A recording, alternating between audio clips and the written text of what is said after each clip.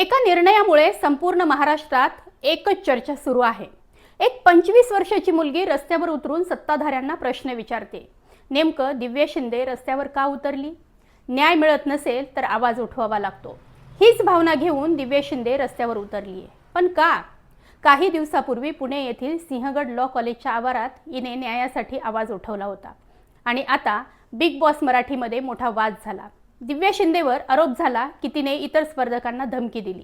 या वादानंतर तिला अचानक शोमधून बाहेर काढण्यात आलं, पण दिव्याचं म्हणणं काही वेगळंच आहे। तिच्या मते शोमध्ये तिचा फक्त रागीट स्वभाव दाखवला गेला। आधी काय घडलं हे प्रेक्षकांना दाखवलंच नाही। म्हणजेच तिचं म्हणणं आहे की एडिटिंग करून तिची चुकीची प्रतिमा तयार केली गेली। शोमधून बाहेर आल्यानंतर दिव्याने उघडपणे सांगितलं की माझी बदनामी झाली आहे, पूर्ण फुटेज दाखवा नाहीतर मी कायदेशीर कार्यवाही करीन। यामुळे हा मुद्दा सोशल मीडियावर आणि लोकांमध्ये चर्चेचा विषय बनला। दिव्या शिंदे म्हणते की ती फक्त स्वतःसाठी नाही तर न्याय आणि सत्य समोर यावं म्हणून आवाज उठवत आहे। या युगात सत्याकडून अपेक्षा कशी करणार? म्हणूनच असे प्रश्न उभे राहतात। दिव्या शिंदे चुकीची आहे का की तिला न्याय मिळत नाही?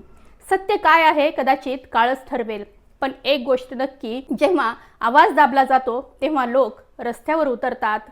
आज महिला दिन, हा महिला दिन चिराई हो। धन्यवाद।